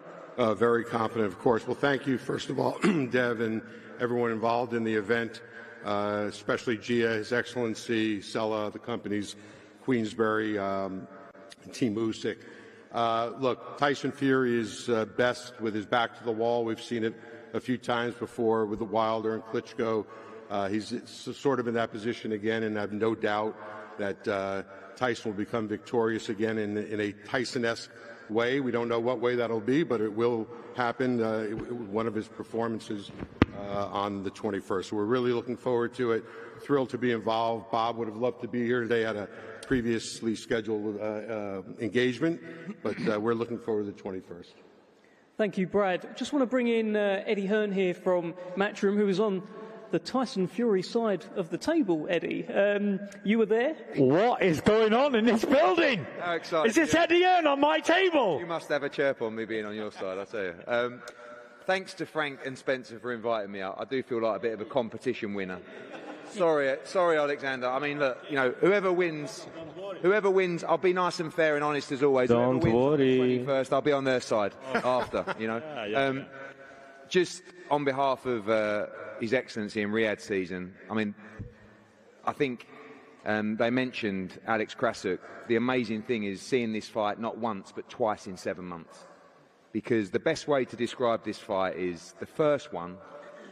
It's very unusual for me to be in that position watching two guys that I don't have any business in. And the hairs on the back of my neck were standing up. My heart was beating out of my chest watching this fight because I love boxing. And for me, that was the ultimate in the sport of boxing, the undisputed heavyweight world championship. And listen, as a outsider, as a, you know, someone with no skin in the game, let's be honest, this fight was close. When those decisions were being read out, no one knew which way it was going to go. And Oleksandr Usyk proved himself as the pound-for-pound #1 in the sport. Just a remarkable fighter, undisputed cruiserweight world champion, undisputed heavyweight world champion. And, you know, every time I've bet against Tyson Fury, he's proved everybody wrong. So you can't rule him out in this fight. And all the respect for Oleksandr Usyk. We have to be Team Britain for this fight, and I just urge every fight fan to make your way to Riyadh on December 21st, because last time the atmosphere was incredible. Forget what people say. Oh, the atmosphere isn't great out there. The atmosphere was incredible for the last fight. We've got an incredible undercard, one of the best fights that can be made in boxing. Good luck, Tyson. Good luck, Oleksandr. This is exactly what the sport needs. You've both been tremendous for the sport of boxing. May the best man win. Thank you, Eddie Hearn. I want to hear from Spencer Brown of Gold Star Promotions. Now, Spencer, again, you were there at the very start of Riyadh season's involvement in boxing. What an incredible year it has been. That's point one. Point two is, you said that you've seen something different in Tyson Fury heading into this fight. Tell us a little bit more about that as well. Well, Riyadh season it's just blown everybody away. The quality that's been on there, the standards, it's made some of the lower ranked boxers come right up. We've seen people fighting for world titles that maybe we thought would never, and Turki Al-Sheikh has made that his priority to do that, and made all the biggest fights in the world we could think of, really. I mean, we just had one, but I think this one on the 21st will be the biggest fight this year. I think Tyson Fury will come out victorious. The boxing it's just a job for Tyson. If you speak to him, it's just a job. It's like taking the bins and the bags out. It's just a job for him. But he's got 10 weeks now, 10 weeks of hard graft. He's going to be bigger, stronger, and he's going to do his best. And I think he's going to beat Oleksandr Usyk, who, let's not take anything away from him. He's some unbelievable fighter. I still believe that Tyson Fury is the best heavyweight in the world, and I think we're going to see that on the 21st. And good luck to both teams, and let's hope there's no incidents in the training camps or anything that could put a block on anything, because as we saw the last fight, it was incredible, and I think we're going to in Britain, we're going to have our champion back again. Thank you. Thank you. Thank you, Spencer Brown. Let's go back to the Usyk side of the table. Egis Klimas, the manager of Oleksandr Usyk. Egis, I've seen a few comments from you online reacting to things that Tyson Fury has said. Are you okay with Tyson Fury? What's going on there? And also tell us why you feel your man's going to repeat the job on December 21st. Good evening, London. Very happy to be here. Where we go again, you know, for Usyk Fury. It used to be Fury Usyk. Right now it's the Usyk Fury. December 21. The last fight, as everybody saw and witnessed, it was incredible fight. It was a big entertainment fight for fans. Half of the fight, nobody knew what was going to go on, who's going to win, who's going to, you know, who's going to be a winner. But I think Oleksandr, not I think, but I know, Oleksandr picked up a pace for the end of the fight, and he pulled out the fight. We were lucky to become as the winners. As far as the upcoming fight, it's hard to predict. It's boxing. We know. We've seen many. Sometimes you can win, but nowadays the judges just see us different than we see a fight. But hopefully the judges is going to be very fair for the fight. And my biggest wish, both guys become without the cuts, then we don't have to curse each other. And the best man going to win December 21. Thank you very much. Thank you, Egis. Just a final one for yourself. I did see some comments with you and Tyson Fury online. Everything okay with you guys? What's going on there? Of course, everything is okay. Look, you know, we're a professional. Some are professional boxers, some are professional managers, some are professional promoters. We need to promote a fight, and sometimes we're just getting out of a lane and start fucking each other, and which is nothing we can do much about it. This is a sport. This is an environment we're in. So nothing new here. Apologies for the language. I wasn't expecting to have to say that after Egis Klimas spoke today, but there we are. Thank you, Egis. Let's head over. Let's talk to the trainers. Let's speak first to Sugar Hill, very much Tyson Fury's man, heading into this just like you were in the last few fights. Has Tyson Fury got to do anything different, and what happened in that first fight as you reflect on it? I've been listening to everybody talk, and everybody's talking, and everybody's saying the right things. It was a great fight. It's good for boxing and all of that. The only thing I have to say is that in life, you learn from mistakes. You learn in life. And, yeah, you have to better yourself. So that's pretty much it. Has Tyson Fury got to better himself for the rematch? I said it already. Okay, over and out from Sugar Hill. The mic has been removed. Back to Eddie Hearn. Eddie. Let's bring in Serge Lapin, very much the Usyk camp, Usyk's trainer. Serge, has Oleksandr got to do anything different in the rematch, or did everything just go to plan the first time? Good evening, everybody. We analyze almost every action and do the hard work.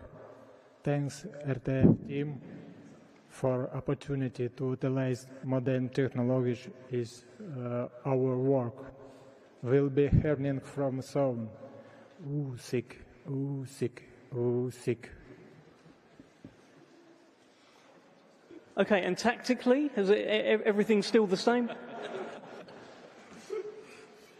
We see you 21st December in tactic, technique, and new physical style.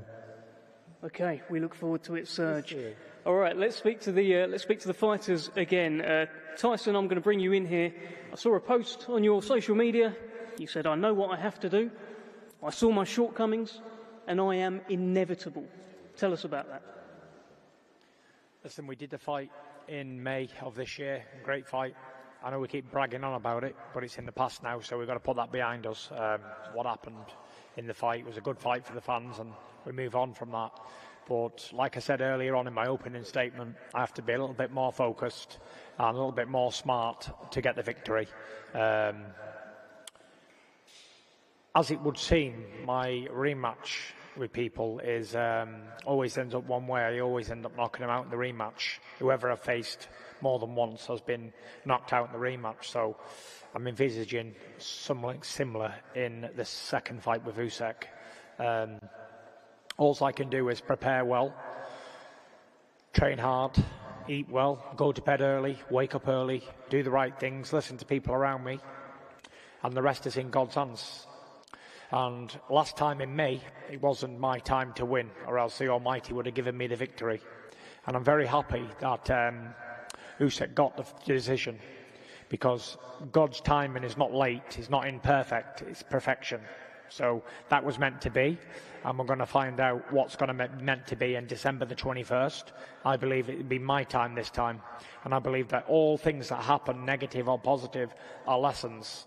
We must learn from the things that we go through in our lives, and we can only do the best we can do as human beings and as boxers and as fathers and as husbands and everything else. We can only do the best we can do as men.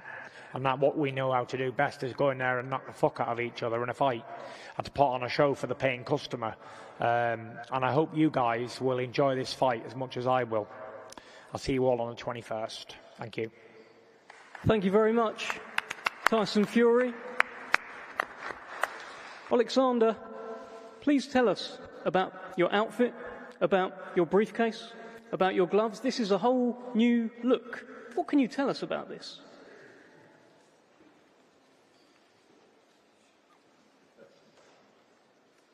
I don't know. What's in the briefcase, Oleksandr? It's just character.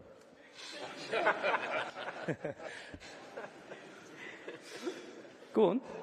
Who's thinking about it?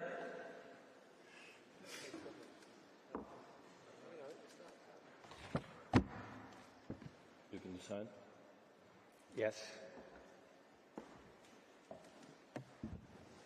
To confirm, this is a photograph of the first fight. Oleksandr Usyk is asking Tyson Fury to sign it. I look like Shrek in the picture.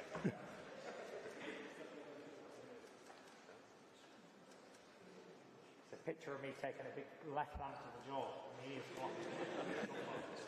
It's a nice one. Oleksandr, if you'd like to show the camera, please. You will find it tomorrow on eBay.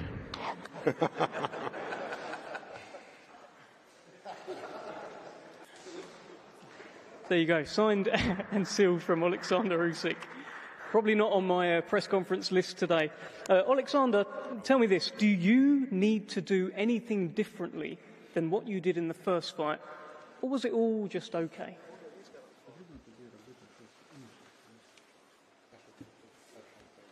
No. That's a pretty firm no from Oleksandr Usyk. And Tyson, I know you've already said goodbye, but I just want to bring you back in here. One of the comments out there was Tyson had too many voices in the corner. He needs to make changes. He needs to do this. He needs to do that. But I understand it's very much the same team and the same dream, right? Yes.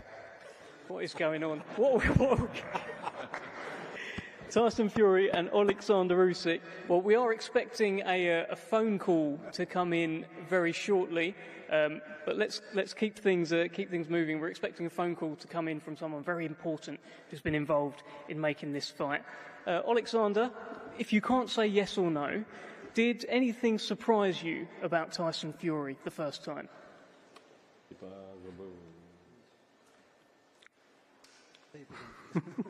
Any surprises from Tyson Fury the first time? Yes, of course. What were they? A lot of surprises. What were these surprises, Oleksandr?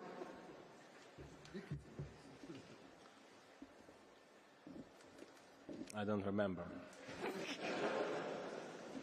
Let's fire that question over to Tyson Fury. Did anything surprise you about Oleksandr Usyk? Guess what? I don't remember either.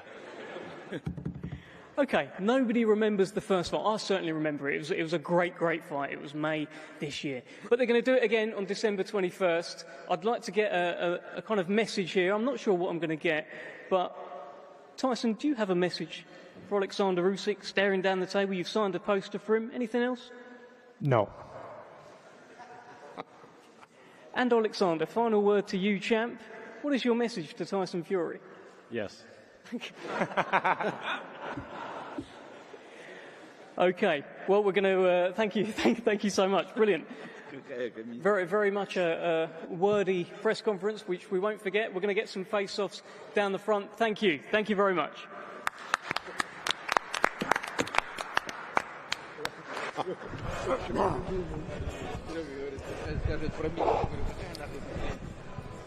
So Tyson Fury and Oleksandr Usyk, not particularly effusive up there, I think it would be fair to say. There were an awful lot of people on Tyson Fury's table getting involved, which was quite entertaining. I don't think we really expected them to say, oh, we now have a message, I believe, from Turkey Al-Sheikh. December 21st. The event will be seen live on the Zone and TNT Sports around the world. I think I may have jumped the gun somewhat on that one, but I think we are expecting, or were expecting, some kind of message from His Excellency at some point during the press conference. I don't think that's quite going to transpire, but there are our two main eventers, and Fabio was just saying that we didn't expect too much different, although what we did get which was different was that kind of entrance from Usyk and the outfit. You know, he likes to think about these things. He enjoys this side of it, doesn't he? And it works, doesn't it? The whole thing works. Yeah. Look, I think we've almost done a slight role reversal. It's usually Fury with the dramatic entrance, the dramatic costume. I know when he turned up in the Batman outfit once, whenever he wears a suit, he usually doesn't even wear a shirt underneath.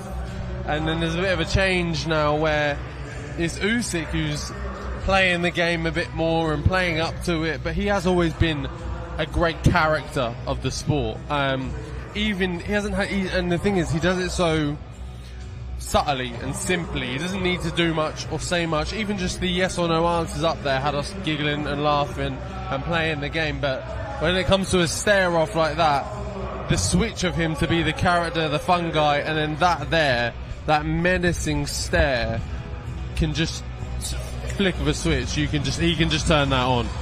Absolutely. Tyson Fury greeting it with a smile. And Matt, we were asking Fabio about the psychology of rematches before we went to that main press conference, and it is really interesting because both of them they're choosing to say, look, what happened in May doesn't matter. I don't even want to talk about it.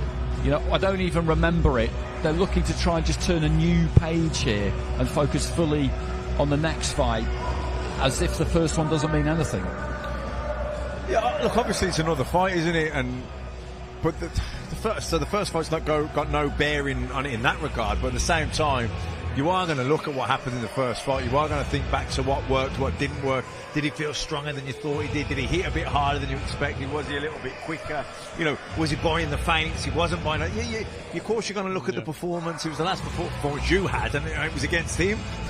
How can you not look at it? Of course, you're going to look at it. You know, got to say, I felt sorry for Dev there at the end. It was like being on a bad date or something. Do you know what I mean? Trying to get blood out of the stone. Trying his hardest. He had R to a better B, Evan, Dimitri Bivol for a week, who didn't really say a lot. Good weeks in a row, really, isn't it? But at least they, Russian was there, you know what I mean? English wasn't their first language. Yes. I know Usyk, but he's better than them. When they started trading one-word answers, I did feel for our man there, absolutely. In terms of rematches, though, Fury does have good experience of them. That was the point he made up there. The Wilder fight, for example, the first time he got the draw, a lot of people felt he won, but he got the draw boxing a certain way. I kind of felt, like a lot of people did, well, he just needs to do the same thing again, and if the judges are better, or if he just is slightly more emphatic, then he'll win. He just went back to the drawing board completely, though, and just thought, no. That was no good. Yeah. Do you think we might see something completely different? Well, yeah, look, that proves that, like we've already said, a AAA them top tier fighters, one needs to be able to make adjustments in camp and on the night. And I think Fury is the proven guy in that sense to have done that already and done it emphatically as well. And like you say, completely changed the style. He thought, oh, okay, maybe just make a little adjustment there with the Wilder thing, make a little adjustment there, and yeah, cool, you get the win by a few points. No. He's gone, no, what I'm going to do is I'm going to steamroll him this time. I'm going to pack the pounds on, I'm going to walk forward, I'm going to put him on his back foot, and I'm going to land the bombs. And his plan came off perfectly in that sense. So yeah, he's proven he can do it. Usyk is a different operator, is a different brain entirely to try and play with. So whether you can do it again, whether you can do it to the same level, is a question of itself. What do you think, Matt? Because as Fabio says there, Usyk is an absolutely top level fighter, and it was a split decision. So the temptation would be not to, you know, rebuild everything, because you were very close the first time around. But he's bold, Fury. He's shown us that in the past before. He's not afraid of a gamble. Could we see a bigger Fury who looks to be more aggressive from the beginning? Yeah, I think so. I think he, like I said before, I think how he approached the start of the fight, electing to box on the back foot, I thought it was a mistake. I thought he gave away the first 3 rounds and he allowed Usyk to get his tail up and really get ahead in the fight. Yeah. And that, I think this time I'd be surprised if he does that again. I think he'll take the centre of the ring, and I think he'll look to back Usyk up from the very first bell. Just peering over at the table, over at that top table, there is an absolute scrum of operators around these two. Hopefully the pair of them will make their way in our direction before too long. And you can just tell from the turnout here today again that there is huge interest in this fight. And when we were over there in May, you could tell as the week wore on just how the fight was catching the imagination, because a lot of British fans did make it out there. I think it'll be the same this time around. I think there'll be even more, to be perfectly honest. And the atmosphere in the arena on the night was the best that we've experienced in Saudi Arabia so far, I would say. And I wouldn't see any reason why it would be particularly different this time around. And when you have such a good first fight, it can be hard to live up to it sometimes in the rematch. And the fighters certainly will feel under no obligation to give us what we want. For them, it's all about the results. I think it'll be a better fight, because look, you know, look, Fraser and Wardley had a great first fight, and I remember thinking this could be. We're all thinking it's going to be another great fight, but it might take a while because they might be apprehensive to start with, because, you know, they both got hurt, they were both knackered in the fight, so they might try and take it a bit slower. But in this fight, you know, Usyk, it was a fight that ebbed and flowed, didn't it? Usyk got ahead, Fury come back middle of rounds, then Usyk got ahead again, then Fury finished strong last round. So, like, no go, apart from Fury being hurt and tired in the ninth, that, you know, they were generally okay with each other's power. They took big shots off each other, and they've done 12 rounds loads of times. Like, say, Wardley and Fabio, they'd never been 12 rounds, so that you could understand how they might be a slower. Do it again either. No. So you might be a bit more apprehensive because you're trying to pace it a bit better and all that. You know, these two, they've done 12 rounds loads of time. I think it'll start quicker. I think Fury will think, no, I ain't backing off and giving away early doors and let him get his tail up. I'm going to jump on him first bell. So I think it'll catch fire faster. Well, here's hoping, and of course you can't rule out the prospect of a trilogy. That's a definite possibility, depending on what we see on December the 21st. And they've had a good break out of the ring, these two as well. It was mid-May, it'll be mid-December by the time they get it back on again. And I think that's good too as well, Fabio. 7 months out. It was a pretty hard, gruelling fight. We felt like we were always going to see a rematch. In fact, we knew we were always going to see a rematch. If you're the defeated fighter, the fighter who lost to Tyson Fury, does it matter how long it takes to get back in the ring? Is it going to be frustrating for him maybe that it's going to take 7 months to get back in the ring? Is too much time to think a good or a bad thing? I don't think, no. I think I'll probably speak from this more personally. The only thing with a lot of time in between something is the ambiguity, is if you don't know. So if it wasn't obviously solidified that they were definitely going to have the rematch and it was definitely going to go on, if it was a if but and maybe contract negotiations and this and that, that's the bit I think, me speaking personally as a fighter, you get frustrated with of, training, ticking over, waiting. Is it March? Is it May? Is it August? Is it September? I don't know. Whereas if you have a set date and you know, right, I'm going to relax for a little bit, I'm going to tick over, I'm going to get into it, and you can build that process, I think it's perfectly fine. I think it's a good thing for both sides, to be honest. Yeah, that uncertainty of knowing when the next fight's going to be sort of makes you not enjoy your rest time, really. Yeah, it does. You know what I mean? Because they knew for a while this ain't going to up until December. You think, right, we can chill out now, do what I need to do, and plan. And I think, right, at that point, then I'll start doing a bit of easing back into it. And then at that day, I'm foot to the floor, and we're all go. So, yeah, I think it's been and you know what? They probably both needed a bit of rest, not just because it was a good hard fight, but don't forget there was the fight that got pushed back. So they've probably been in training for a long time for the first one. So you need a rest after that. Okay, so Frank Warren has come up to. How you doing, big man? You good? Has come up to join us. Always a pleasure to see him. Frank, it's never dull with these two, is it? You never really know what you're going to get. There were some one-word answers there, but how you were much closer to them than we were. How are they? At the end of the day, they're very respectful of each other. They shared the ring in a magnificent fight. You know, the biggest heavyweight fight of the 21st century, and a close fight. It was a split decision. Both of them felt they won it. He got the decision by Oleksandr, and they're all there talking in the ring on the 21st.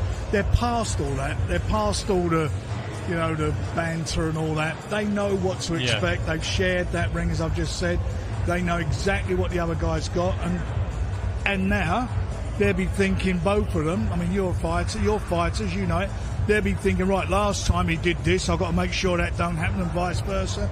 That's what it's going to be about. And it's going to be about, because that was a tough fight for both of them last fight. I went in the dressing room after the fight and see both of them. And for me, it's going to be who it took the most out of the fight, because it would have taken something out of both of them. I think that was a question going into even the first fight, that did the Wilder fights take a lot out of Fury, because he took some big hits, he had to get up off the floor a lot, and not similar, but obviously we know he was hurt in the ninth of the last fight as well, so are the legs still there? They're a question as well. Obviously from your perspective, of someone who's been around boxing longer than I've even been alive, do you... Steady on. You're not Hall of Fame promoter for no reason. Do you think they have taken a heavier toll on Fury at the moment through the fights, or do you think that it's not so much a factor as it's being made out to be? Look, first of all, they were tough fights, but Tyson's not got a lot of miles on the clock as far as the amount of fights he's had. You look at his career and how often he's fought, it's not quite a lot of time, certainly in recent years. Never really took loads of stick in any fights either. I mean, he got caught with big, and you've got to remember, Deontay's a big puncher, like yourself. He can whack. He's a big puncher. Catches most people, if he catches them right, they go. He got up. Yeah. He got off the floor. He done what nobody else could do, where he knocked him out. And that's the difference. And, the thing is I look at Usyk, I look at that ninth round, and I think to myself, he had Tyson in trouble. But the next round, he couldn't do the job. I mean, and Tyson got to the 12th and won the 12th round, even on all the judges' scorecards. They gave it to him. He recovers well, doesn't he? When he does get hurt, he knows how to get through the moment. I don't want to see him get hurt. I don't want to see any of that happening. But as I say, it's an intriguing fight. It's going to be a great fight, because the both of them believe in themselves. They really believe in themselves. They both believe they're the best. And we'll find out. We will find out. It's going to be a great fight, and I generally do believe Tyson will do the job. Well, he's always been good in rematches, hasn't he, historically? Yeah. Not just the Wilder fight, but even way back with John McDermott. He figures out the style, and he's a very, but they like all of us, like you mentioned earlier, we're all getting older. Yeah. And it's what you can do as you get older. And the thing is with Tyson, for me, he's a very, very smart boxer, and he works people out. And having shared a ring 12 rounds with Usyk, I believe he knows what he has to do. I was saying to the lads, I think he gave away the first 3 rounds in the first fight by boxing on the back foot. I don't think he'll do that this time. I think he'll take the front foot. I thought he lost the first round. Second round was even. I thought after that, up until the 8th round, I thought they were his rounds. It was a fight of two halves at the end of the day. And Usyk was quite aggressive to start with, which you didn't expect. You know, he came out. But I think Tyson let him come as well, didn't he? You know, well, he was getting, especially when he was in the corner with him. Yeah. You know, when Tyson was in the corner, he starts standing square on Usyk, and that's where he was whipping those right hands up. Him obviously losing, or we consensus saying that he lost them earlier rounds. Where do we think that comes from? Do we think was it overconfidence? Was it taking it a bit lightly? Was it maybe Usyk just surprised him a bit in some areas? From your perspective, where do you think that kind of came from? I thought his tactics were completely right. And when Usyk went back to the corner in the 7th round, he was wobbling. He caught him a great uppercut. Yeah, and most of the people I was sitting with all thought the next round he was going to struggle, but he came out, he flew out, and he hit Tyson on the nose, and Tyson. I thought he broke his nose or something, but Tyson, he kept touching his nose, pouring it in his face, and got through the round, that 8th round, and then the 9th round was just, for the first 2 minutes, he was doing okay. Then it was a disaster after that. He got caught, and that was it. But he just lost it. He lost that momentum. That punch on the nose for me, that was the momentum and the change. The real pendulum swing of the fight. Out of nowhere. I mean, it's out of nowhere. But, that's what's so intriguing about it. They're both extremely, extremely good fighters. And this is the, heavyweight championship of the world is the biggest prize in the sport. And these two guys, I know they're going to put on something extra special, like they did in the first fight. Have you noticed any kind of difference in him since that? Have you noticed any difference in Tyson since that first fight in any way particularly? Tyson's a very philosophical person, and he know. I mean, we've had quite a few conversations. He said, "I know what I've got to do." The thing is, knowing what you've got to do and doing it. That's the difference. Can he do it? Can Usyk stop him doing what he wants to do? And that for me is going to be the telling point. But I think Tyson. He's got ring smarts, he's got fast hands, and he's the bigger guy. And more importantly, he's got to use that jab. He's got to, he's got to get out and work off that jab with him, keep him on the back foot. And I think that, like with most heavyweights, I'm not being rude about heavyweights, but you push most big guys back, and they're 20% of the fighter they are coming forward, and that's what he needs to do. I think as well.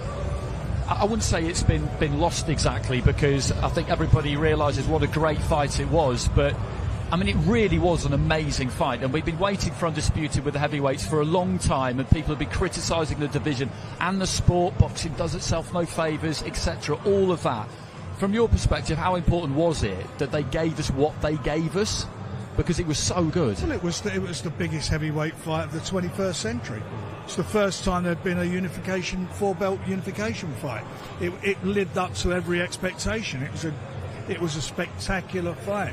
Two undefeated fighters in the ring, both great at what they do, and it doesn't get any better. And it was a fight that, as we said, it's a pendulum. It was a fight of two halves. That's what it probably was. 4 quarters. Yeah, maybe. But certainly, that's how I see it. A fight of two halves, and I just feel with both of them that the next one will be every bit as good, if not better, because they know each other. Yeah. I agree. I do agree, but I think Tyson this time, I don't think he'll give away the early fight. I think he'll take the centre of the ring. I think he'll be a bit heavier than he was the first fight, and I think he'll look to push Usyk back early, straight away. Okay, well, do stay with us, because Tyson has just gone backstage to have a chat with His Excellency Turki Al-Sheikh, but he will be making his way over to the platform. Frank, in terms of the heavyweight division itself, we were talking about it with Moses Itauma earlier on, and obviously Fabio's right up there now too. How much longer do you think these two will stay with us, Tyson and Oleksandr? Because they're in their mid-30s, getting maybe nearer their late 30s than their mid-30s. They can't go on forever. What's your sense? Well, I mean, no one can go on forever, that's for sure. There'll be a loser in this fight. I mean, if it's like it was last time and Tyson comes through, I'm sure everybody will be saying, right, now we've got to need a rubber match. Yeah. I Well, they will, won't they? Yeah, and that's it. What happens with the guys in the meantime? Got to keep winning. They keep winning. There's 3 belts on the line this time. Daniel has one. He'll be defending his title. And then you're going to get mandatories, or you're going to get belts maybe given up. I don't know how it's going to work out. But the bottom line of it is everybody, yourself, Daniel, all these guys, all got to get into a position where they're the next ones. They got the next opportunity. Whether they fight in a mandatory defence, or if it's a vacant title, interim title, that's what's got to happen now with all of them. And they're in great positions to do it. So would you say it's quite unlikely that the winner on December the 21st will then fight for undisputed again against the IBF title holder? Is that something if that happens, that happens, doesn't it? You know, if Usyk loses, Daniel against Usyk is always going to be a great return match for obvious reasons.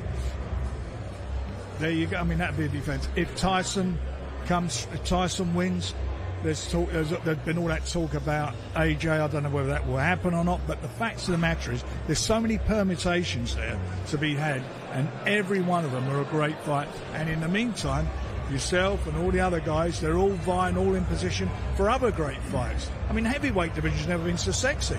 You've got to go back to the sort of 70s and 80s for this.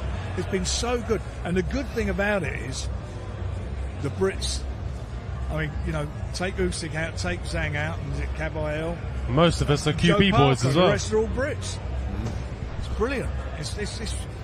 And most of them were in Queensbury, Frank, as well, which is... Well, they're all sensible guys. Okay, just before we let you go, you probably can't give away the entire plan, but what are you thinking with Fabio next? Well, we're going to sit down with a team, and you know, what I'm sort of preempting or saying before we meet, I think he should be fighting somebody in the top 10, and I'm sure that's what he wants to do. So we'll sit down and we'll look at the various options. Whatever happens, it's onwards and upwards. He ain't going backwards, he's going forwards. And he's going forwards wearing the gloves that he wore in that fight that were all above board. Okay, that's a great... that idiot who come out with that stupid remark. You just need one... You've done your mandatories. You just need one voluntary to win the Lonsdale belt outright. Yeah, if I wanted to hold on to that belt permanently, then yes, it would be one more defence. But you've gone beyond it. I think there's brighter stars. There's bigger and better opportunities out there now. I've had that belt for big 2. Fish to fry. Yeah, look, don't get me wrong. It's a fantastic belt. It's prestigious. It's beautiful. I'd love to hold on to it, but I feel like I've had my time with it. I've had the fights that also give it the credibility to go with it as well. So I've had my piece, and there's new guys coming through. You saw him on the stage, Moses and whatever else. So it's their time. I'm not one to step in the way and block everyone and sort of hold on to it like forever. I've got somewhere I want to go now, and I'm happy to leave that bit behind. Okay, Frank, thanks for your time. We'll let you go. Thank you. Thank you very much. So Tyson Fury, as I said, he is backstage. He's talking to His Excellency Turki Al-Sheikh. We can't get in the way of that, but he will be wending his way up onto our platform before too long. And it's good for the fighters to get this done, isn't it? We're 2 months out. Not that long ago, a launch press conference would come 12, 14 weeks out, but we've known this fight was going to happen for a good while. This is your last major press obligation, and then you can just lock yourself away until you actually get into the really serious business of fight week. And the bear of them, they'll have plenty of ups and downs, won't they, over the next few weeks? You know, just give us a flavour of what it's like preparing for a really big fight, because every now and again you guys will allow the press in and we'll see what we see, which is what you want us to see. But we don't really know what goes on behind scenes, and it doesn't matter how experienced you are and how confident you are and how Tyson you are and how Usyk you are, because they're amazing characters. They'll have some days and nights where they're thinking, God, I don't know about this, you know, this is hard. Yeah, well, I think because the first fight got delayed, you know, but put back a little bit, they probably, by the time that fight happened, they were training quite hard for a long time, so obviously they needed a good rest and get unfit. It's okay to get unfit, you know, you've just been through that. It's okay to get unfit and then build back up, and, you know, I'd imagine the last couple of weeks they've just started getting going again a little bit. 10 weeks out now, I'd say they're starting to crank it up a notch. What's your experience of that been like preparing for fights when you have a good lead time? You have all the time that you could possibly want, maybe a bit more than you would actually want to prepare for an opponent. Yeah, well, look, the similarities, isn't there? Because after my 12-round war with Fraser, I needed a little bit of a rest. I needed to sit down on the sofa for a couple of weeks and just to chill out, let my body recover and just sort itself out again and find yourself again, and then ease yourself back into the gym. And it mentally as well. Yeah, it's not just the physical side. Of course, you need to get your body right in the right shape, and you need to be in the right place and get your weight good and lifting strong and all of this. But your head needs to be there as well, because your head is the first muscle that you work every morning when you wake up. Your alarm goes off and you go, right, today, day 1 or day 10, day 30.